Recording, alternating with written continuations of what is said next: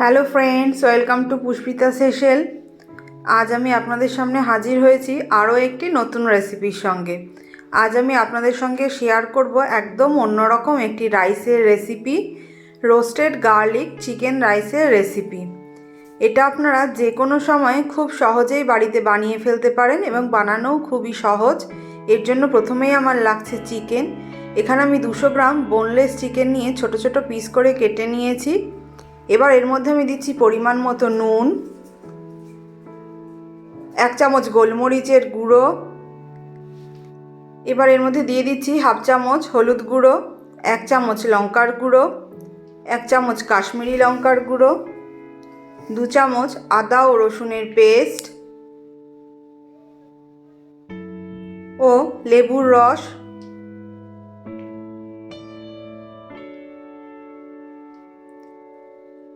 দিয়ে এটাকে আমি চামচের সাহায্যে খুব ভালোভাবে মাখিয়ে নেব, যাতে সমস্ত মশলাটা চিকেনের গায়ে খুব ভালোভাবে মেখে যায়।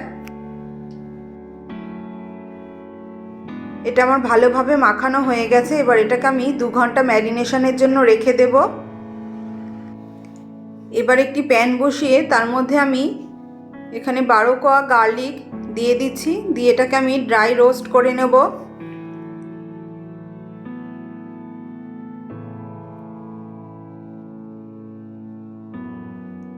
দেখুন, এটাকে আমার ড্রাই রোস্ট করে নেওয়া হয়ে গেছে। এবার এটাকে আমি একটু ঠান্ডা করার জন্য রেখে দেব খানিকক্ষণ। এটা ঠান্ডা হওয়ার পরে একটি প্লেটে নিয়ে আমি খোসাগুলোকে ছাড়িয়ে গার্লিকগুলোকে আলাদা করে নিয়েছি। এবারে গার্লিকগুলোকে আমি একটু হাতের সাহায্যে ম্যাশ করে নেব। তারপরে একটি কড়াই বসিয়ে তার মধ্যে একটু বেশি পরিমাণে আমি এখানে সাদা তেল দিয়ে দিলাম। তেলটা গরম হলে এরপর এর মধ্যে আমি গার্লিকগুলোকে অ্যাড করে দেব। দিয়ে একটু লাল করে 2 মিনিট নেড়ে চেড়ে ভেজে নেব।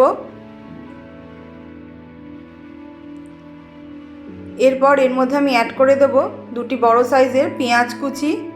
দিয়ে এটাকেও আমি খুব ভালোভাবে ভেজে নেব।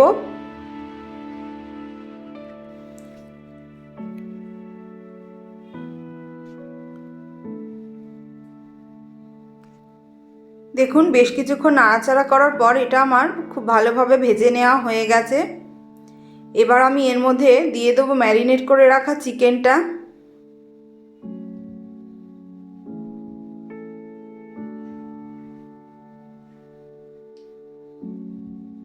দিয়ে এটাকে আমি 3 থেকে 4 মিনিট একটু ভালোভাবে কষিয়ে নেব।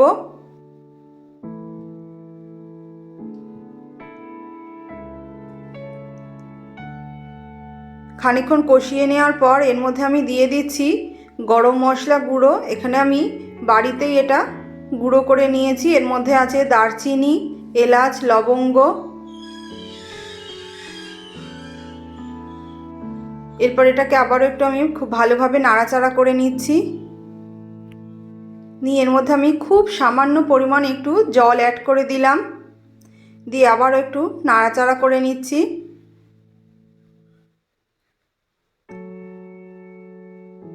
এবার এটাকে আমি মাঝারি আঁচে ঢাকা দিয়ে 5 মিনিট রান্না করে নেব।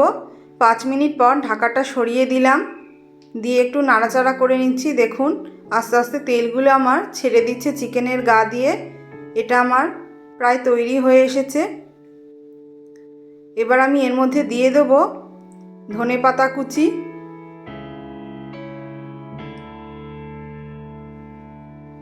দিয়ে আবারও একটু নাড়াচাড়া করে দিচ্ছি।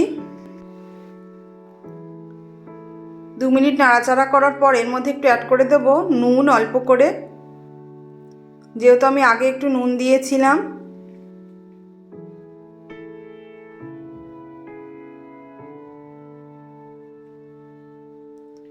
দিয়ে এবার এখানে আমি 400 গ্রাম দেরাদুন রাইসের চালের আগে থেকে ভাত করে রেখেছি।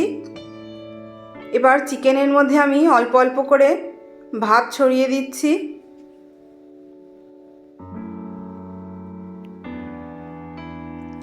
প্রথমে আমি এখানে খানিকটা ভাত দিয়ে দিচ্ছি।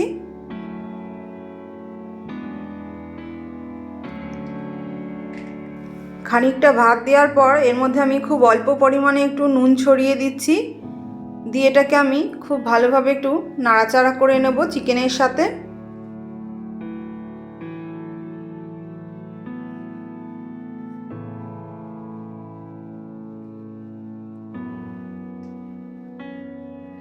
2 মিনিট নাড়াচাড়া করার পর এর মধ্যে আমি বাকি ভাতটুকুনিও অ্যাড করে দিচ্ছি।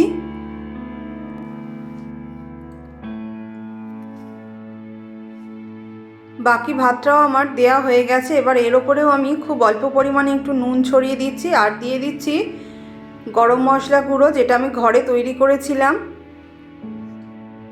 দিয়ে এটাকে আবারও আমি খুব ভালোভাবে নাড়াচাড়া করে সমস্ত চিকেনের সাথে ভাতটাকে খুব ভালোভাবে মিশিয়ে নেব। মেশানোর পর এর মধ্যে আমি দিয়ে দিচ্ছি ওপর থেকে একটু ধনেপাতা কুচি। এরপর এর মধ্যে আমি দিয়ে দেব লেবুর রস।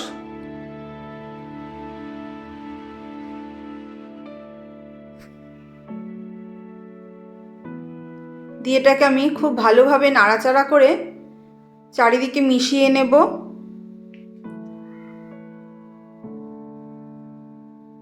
নিয়ে এটাকে একদম লো আঁচে 5 মিনিট ঢাকা দিয়ে রেখে দেব। 5 মিনিট পর ঢাকাটা সরিয়ে দিলাম। দেখুন আমার একদম ঝরঝরে রাইস তৈরি হয়ে গেছে।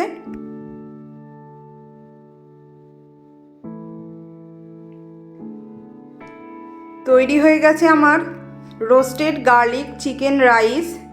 এবার এটা আপনারা যে কোনো সময় লাঞ্চে বা ডিনারে বানিয়ে পরিবেশন করতে পারেন, খেতে খুবই ভালো লাগবে। রেসিপিটি কেরম লাগলো অবশ্যই কমেন্ট করে জানাবেন। যদি ভালো লেগে থাকে লাইক ও শেয়ার করতে ভুলবেন না। নতুন নতুন রেসিপির জন্য চ্যানেলটিকে তাড়াতাড়ি সাবস্ক্রাইব করে ফেলুন। দেখা হবে আবার অন্য কোনো ভিডিওতে নতুন কোনো রেসিপির সাথে। সকলে ভালো থাকবেন।